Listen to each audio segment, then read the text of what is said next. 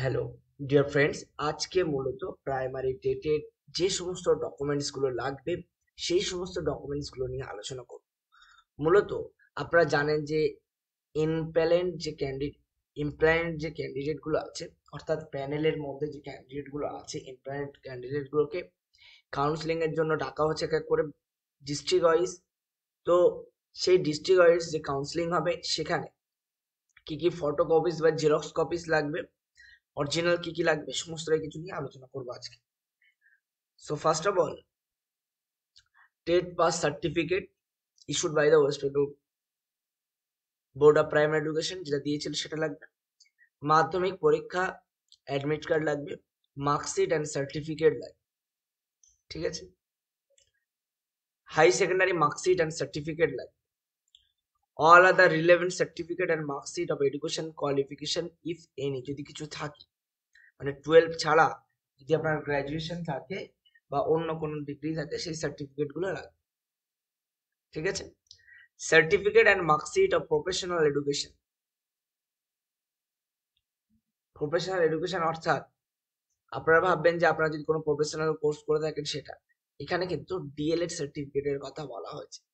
So তার first year second ইয়ারের marksheet সঙ্গে সার্টিফিকেট, ঠিক আছে। এবার আসি certificate of relevant category as such এক্সটেম্পটেড, ex serviceman, physically handicapped or para teacher, যদি এগুলো হয় এগুলো সার্টিফিকেট নিয়ে যেতে হবে। কাস্ট সার্টিফিকেট লাগবে যদি আপনি জেনারেল ছাড়া ST, SC, OBC A, OBC B, other ক্যাটাগরির হয়ে থাকে। আধার কার্ড অথবা এপিক কার্ড, একটি আধার কার্ড এবং ভোটার কার্ড, যে কোনো ফটো আইডি কার্ড একটি নিয়ে যেতে হবে। 9, পাসপোর্ট সাইজ ফটো, ঠিক আছে, with roll number and signature back side, ফটোর ব্যাক সাইডে করে নিয়ে যেতে হবে।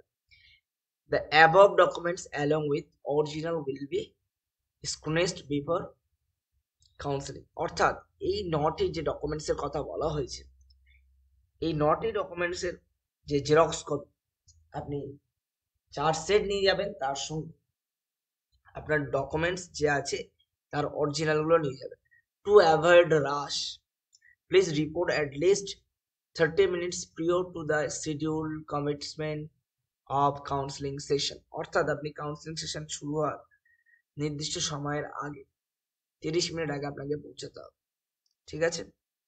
আরেকটা জিনিস বলা হয়েছে, 5/2/2024 বলা হয়েছে West Bengal of primary education জানিয়েছে the candidate having D Ed training from 2020 to 2022 session result declared after publication of the 22 recruitment notification, then he or she is not applicable for the qualification.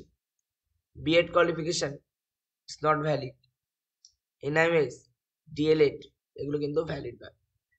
18 মাস সময়ে যারা D.El.Ed complete করেছে regular নয়, NIS D.El.Ed, তাদের valid নয়।